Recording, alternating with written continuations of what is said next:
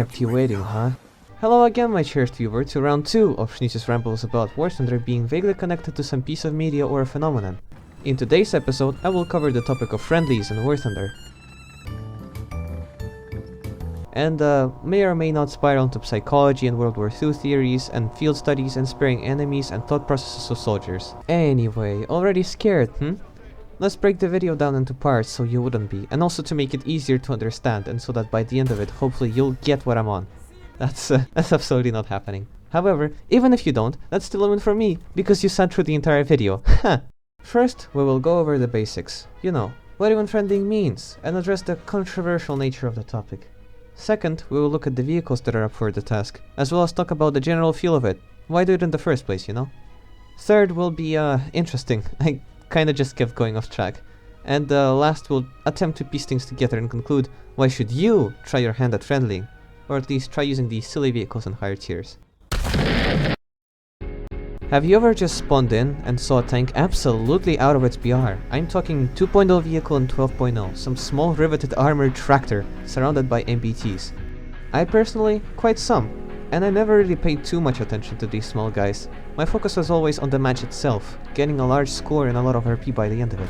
L3s, Locusts, Milk Trucks, PT5s, they're just free kills anyway, right? Always breaking their full ammo and blowing up so violently. And some of them never shot at me even though I was right there in their reticle. Well, congrats! You just discovered friendlies. WarThunder, and any semi-casual game for that matter, on occasions has an interesting phenomenon occurring in its matches. Some players choose to give up playing the game the intended way, by engaging in combat with enemies, and instead specifically choose bad, least threatening, incapable vehicles to simply exist in the match? To feed the enemies, to sneak around and decapture the point? It's not really all that clear to an outsider. Like, yeah, sure, it is silly to see a tankette get dragged by a leopard, but it can be as exhilarating as penning right through a machine gun port of some random heavy tank from 2 kilometers away, right? Oh bro, it's gone.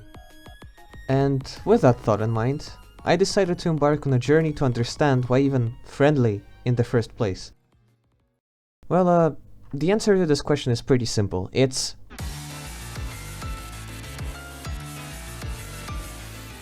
something truly alien to WarThunder players. Yes, you get killed 9 times out of 10. Yes, sometimes you get flipped upside down and left in the spawn with no choice but J'ing out. But god, that one time things work out, it feels like a breath of fresh air in the grindful world of Thunder. Getting dragged around on cables at 60 km per hour, sparking conversations in the chat, making a friend in the match and trying your best to survive along with them, be it a teammate or enemy. You can feel the silly energy flowing. Like, I will admit right now, I am very easy to make laugh or entertain, but some of these moments made me actually straight up giggle. This really just unlocked some sort of a wholesome side to WarThunder in my mind. I find the biggest contenders for the title of friendlying vehicle in ground battles are the L3, the M22, AMR-35, Kenny, and the Vickers Mark E. All of these are given gremlin status and have a hidden stat of sometimes allowing you to befriend enemy gamers alike. Anything bigger is too threatening and runs a much larger chance of getting immediately shot, and open top vehicles just get machine gunned. Trust me, I tried, they shoot me each time. And really, that's the thing, trying. Friendlying isn't logical for a player who didn't try it, because it's all based around the feelings. And as most of you already know, feelings are tenaciously hard to understand until you, well, feel them yourself, right? So the split between those who do understand and those who don't actually makes quite a lot of sense. Moreover, talking of splits. Mic check. Now of course, I'm no hater, very much the opposite, often choosing to stay very neutral to avoid arguing. But when talk comes of friendlies, it's hard to avoid the try hard to friendly issue. In the community itself, things get quite controversial, with people splitting into two camps. Either A. Friendlies are awesome and cool and funny, and if you kill one you should be publicly hung up by your legs upside down until you die. Or Camp B. Friendlies are stupid free kills who shouldn't be playing my game, being literally detrimental and destroying the competitive ability of my team, always leading to a defeat, and if you do it, you should J out of real life now. Of course, you immediately see how the topic is a heated one. I'll add that talk goes of realistic ground battles, since arcade battles and simulator battles are separate worlds with their own rule sets. Now, before settling on any own opinions, let's just quickly go over arguments for both prior mentioned camps. In general, the main point of people who love silling around in WarThunder boils down to, just leave us alone to do our thing. We aren't touching you, you aren't touching us. Simple. And it's quite logical, really. If a person wants to spawn in an L3 and just get tugged around with ropes for the first 5 minutes of the game, they should be allowed to do so. It's just a video game after all. Mind you, a casual one. A loss of one player on the team is not a big loss at all. You most likely have at least one person that spawns in like a minute late, or doesn't do much until the 3rd or 4th minute of the game. Yet, you still win those. Thus, purely out of logic, a friendly player, or even just a player that took a low tier vehicle to higher tiers, shouldn't be taken with so much negativity. I don't know why I have to tell you this, guys, but for some reason looking through material for this video, some of you people just hated so much to see a small little tank. Like guys, let's get real, it's not that bad. I've also seen a few cases thrown around of people saying something along the lines of, if you want to be serious and realistic, just go play squadron battles, or worse off, just go play simulator, which is just much more dumb because it's the reverse of the other camp's main point. That being, if you want to silly around, just go play custom battles or arcade. WarThunder is a PvP game where you shoot people. There shouldn't be any issue with shooting an enemy player, very simple. Neither is there any written rule against killing small vehicles. Worse off, sometimes these small vehicles can be a real detriment. Like, when you're looking at the map and seeing a teammate tank just chilling, you'd expect the area clear of hostiles, right? Not for it to actually have an enemy vehicle with your locust nestled near them. It's frustrating when their dumb, loud engines make it harder to understand where the enemy is, or what kind of tank the enemy is. So just like, go play custom battles. They were created for that exact thing, to do stuff you're not supposed to do in normal matches, to silly around. Also off track, but don't get pissy when you get killed trying to be a friendly. Dying is part of what makes friendlying fun. If someone doesn't want to participate in it, you should accept it as things are, not start an argument over how killing the baby is a crime or stuff like that. Where was I? Alright, finding the midpoint of two camps. Or the second best thing at least, since it's quite hard, admittedly. I have found myself on both ends through my 2000 hours of playtime. And if I really am being honest, both the Camp A or Camp B is fine. At the end of the day, the game has a large community which will never settle on one thing. APHE changes, helicopters, BR changes, game modes, CAS, there's never one option people agree with. There's always divide between the players, and even silly things like friendlies are met with fire by some groups. Of course, if you really urge to hear what I specifically connect myself to, first of all, I recommend you don't treat me as some exemplary man whose opinions should be followed. That's a really bad habit, dearie. And second of all, when I do meet a small vehicle, I look at their actions. Do they try to kill me or not? If they don't, I just let them live and have their fun. But if they do shoot me, or at my teammates, well, let's just say, truth is, the game was rigged from the start.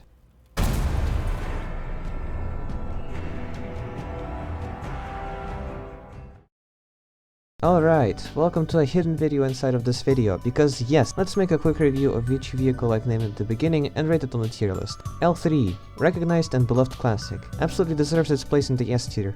This game really wouldn't be the same without its inclusion. I'm not even joking currently, fight me on this. M22, probably the only armored and capable vehicle that you can more or less manage kills with on this list. It gets a pass only because it somehow became a meme along with the L3. We take those. A tier. AMR 35, absolutely slept on. First of all, it's French, so it already gets a special place in my heart. Second, it's an L3 with a better gun, and an MG. Yes, a little heavier, but it works better if you're willing to drop the axe from time to time and kill someone. A tier. Kenny, it's Japanese. It's kinda fast too, I guess. I really don't have good luck with it, and since I am very biased, D tier. Vickers Marquis, Swedish variant of a friendly vehicle. It's weird because you don't get shot as often as in say a T26, but you don't get befriended as much as in an L3 either, so I guess B tier. Okay, video inside of a video over, back to the main course. You probably already have noticed me talking about killing when discussing the quote-unquote friendlying vehicles. Why so? Well, we sometimes get silly, okay? When you see a chance, it's hard to hold yourself back from taking it. Moreover, there certainly is a large amount of undiscovered entertainment potential in these exchanges. The pure thrill you feel going up against an MBT is unexplainable. The only thing I can really draw a comparison to is Shadow of the Colossus.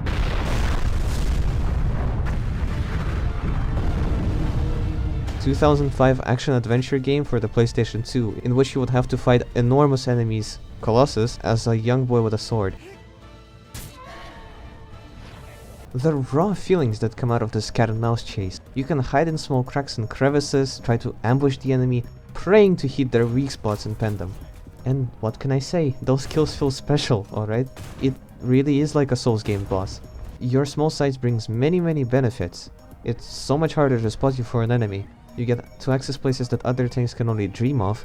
You get to simply observe the battle from a side, sneak onto capture points, and hide in plain sight, you know? Also, like off topic, there is an entire guide on Steam about how to effectively use the L3 post rank 1. I'm gonna link it in the description, please go check it out, it's actually quite good. Now all of this would be very funny and silly, but there is one thing I have to say right now. If you use bushes on your gremlin vehicles, you officially lost 30 Schnoozes points, and now have a negative balance, okay? Bushes are insane here. Usually they just cover a weak spot, make the tank harder to identify, whatever. I used to use them a lot, but nowadays I just don't really care about customizing my stuff, instead opting to have my tanks clean. But boy, bushes on Tonquettes are just plain stupid. Okay? Try to find an L3 in this image. Go on. I'll give you a bit of time. Okay, found it? No? Comment if you did. I'll award you with praise and reply. For those of you who failed though, don't worry, I would absolutely too. Now, with an L3 it would be fine, it can't damage you too much, right? But now imagine an ASU 57 somewhere in there. Yeah, have fun with 150mm of pen APHE shell in your side. Something bushes are OP, something gaijin making their game pay to win as always. Okay, rant over. Well, not really, it's just the beginning of a different one. Have you ever shot someone's barrel and tracks off and then saw them wiggle their turret left and right as if begging for you not to kill them? Well, I did last night. I was playing 9-3, as yours truly does mostly. It's my favorite BR after all, I'd say, yeah, And in my VCC 8060, I shot out a T-72M1's breach, quickly following up on his tracks too. Oh! What the fuck? You might have done a bit too much. I shot at your track. And in my VCC 8060, I shot out a T-72M1's breach, quickly following up on his tracks too. But ready to lay down the last shot at the poor Finnish fellow, I stopped myself. He was doing the barrel wiggle, begging to not shoot. I quickly checked the map, approximated how in danger I would be if I didn't end this guy's life here and now, and came to a conclusion that he's toast either way, so like, maybe I shouldn't waste a shell on him. The rest is history. After a small quick exchange in chat, where the T-72M1 would say his thanks for not killing him, which I found silly, the match went on for around 8 minutes or so, until it ultimately ended with our team winning. Ever since, I couldn't get this T-72M1 off my mind. The strange way he thanked me after I essentially crippled him, the look in those eyes, just... look at him, so vulnerable and defenseless. Right. This exchange, it pushed me further into the topic of sparing lives on the battlefield. Like sure, friendlies is one thing, they're just small scoundrels that mean no harm, but this was an actual threat that I spared, and that became friendly toward me afterwards. Digging around on the web, searching up videos, various articles, and trying to act different in my matches, I found out a whole lot of interesting stuff about the entire spare the enemy thing. To start off, sparing someone, there's a pretty large chance they'll leave a message in no chat by the likes of what the T-72M1 said, going along the line of thank you for not killing me, or you saved me, or whatever, which I just find quite funny. The player that you spared often also stops being aggressive to you, even if he already repaired and is just a click away from getting a kill on you. Something that the game incentivizes to do, something that they would get rewarded for, yet something somewhere in their brain just flicked, and they don't. Quite interesting, huh? Kinda reminds me of the entire Stockholm Syndrome thing, which is quite a stretch. But still, the idea of a victim stopping being against their offender and instead choosing to become friendly to them, or even just friendlying in general, it can be read clear, and, funny enough, there is a specific term for that. Fraternization, generally used to refer to establishing relations that are considered unethical, controversial, or problematic. In the case of our scenario, fraternization describes the act of not killing the enemy, as well as the possible silly messages that the players exchange in the chat. This idea of mutual coexistence, respecting the enemy, live and let live, as they say, is a philosophical principle that people should accept the way other people live and behave. A principle by which a soldier might not pull a trigger on an enemy, for that, if you didn't pull the trigger this time, maybe next time someone won't pull it on you. Of course, you might say, Schnoozes, this is too vague. Schnoozes, you're digging too deep into what is essentially just a gamer happy he didn't get killed. Schnoozes, how did you get into my house? Schnoozes, where did you get that knife from? And well, my answer to all of the above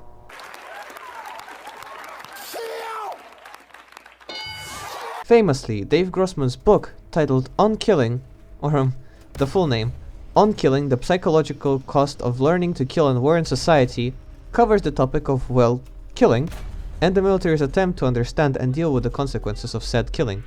The book is heavily based on SLA Marshall's theory that the majority of soldiers in war do not ever fire their weapons to kill due to an innate resistance to killing. Book is great, very interesting read to all those hit with the same color of tism as mine. However, what's really important for us is Grossman's claims about the 4 options that the soldiers are faced with once they have entered into combat. Option 1 is to fight. Go in and try to engage the enemy. Option 2 is flight, to simply flee from combat. Option 3 is to posture, meaning falsely showing active participation in combat, or in other words, making it seem like you're fighting. And of course, option 4 is to submit.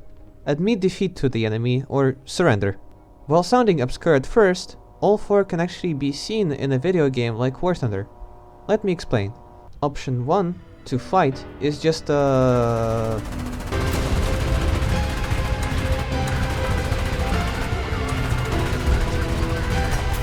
No! Get down, Mr. President! No!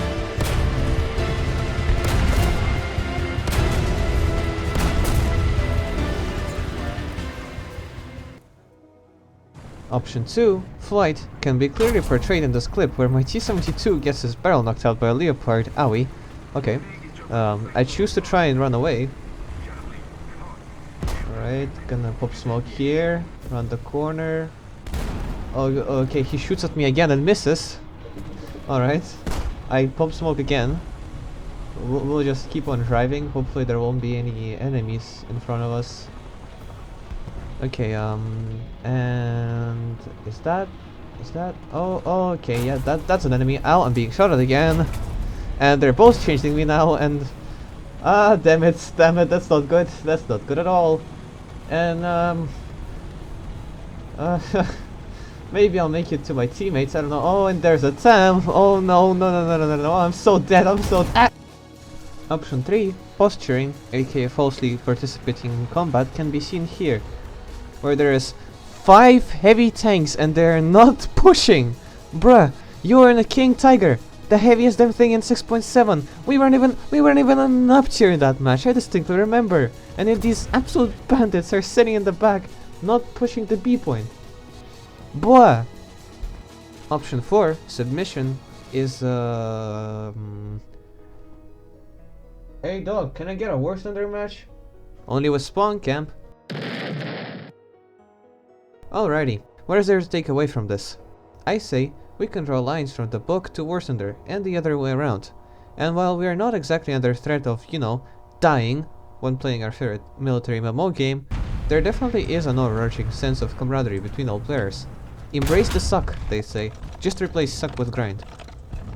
Thus, in a way, even the most toxic of players will be slightly taken aback by having their life spared, will be amused when seeing a small little vehicle or when witnessing a cute exchange in chat, and while they might not ever show that kind of kindness to anyone else in return, maybe, just maybe, if you do it, and they see it, they'll slowly change for the better. Become less toxic, I mean. Or you know, at least the game will become a little bit less of a hellscape, that too. At the end of the day, all we want is to have fun, and maybe showing a bit of friendliness towards the enemy can give us just that. Granted, if the enemy returns the favor from time to time too. Do I lose RP and SL by playing matches in this way? Yeah. Is it a big loss? Nah. Neither is, again, having one less active teammate detrimental to the match. WarThunder is not a competitive game. It's not like Overwatch or Counter-Strike, where the entire point is to win through coordination and teamwork.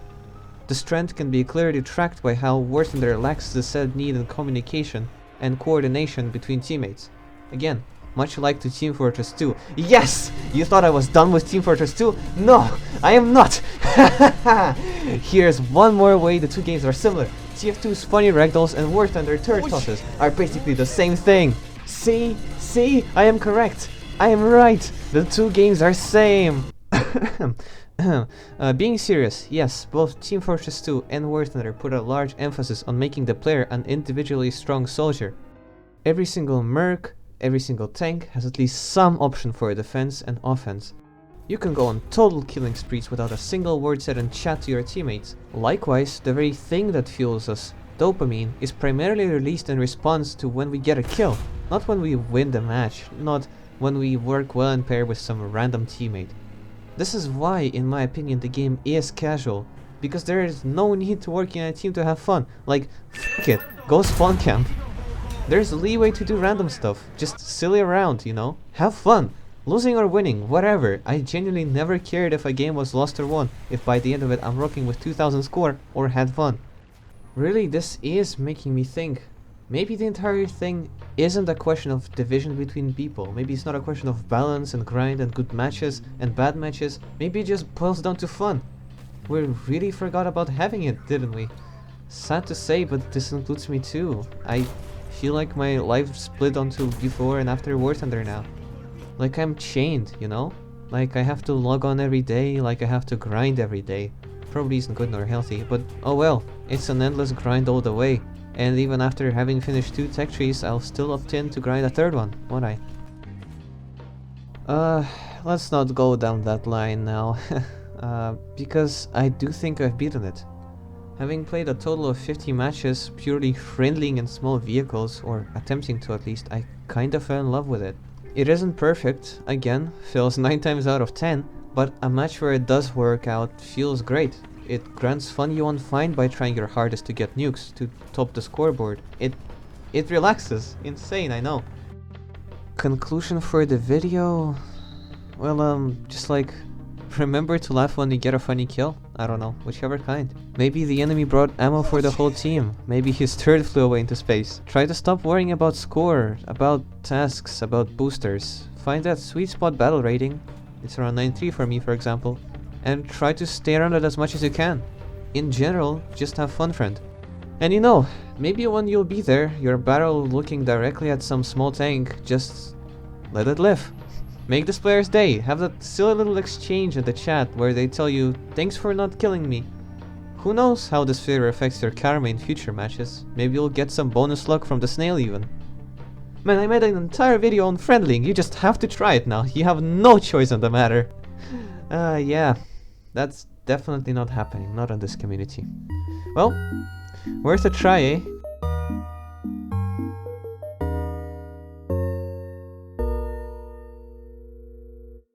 Whoever got to this part of the video, love you. Thanks for watching, dear. Have a very, very good day. May your matches be fun, and may your grind be bountiful. Bye! I don't believe I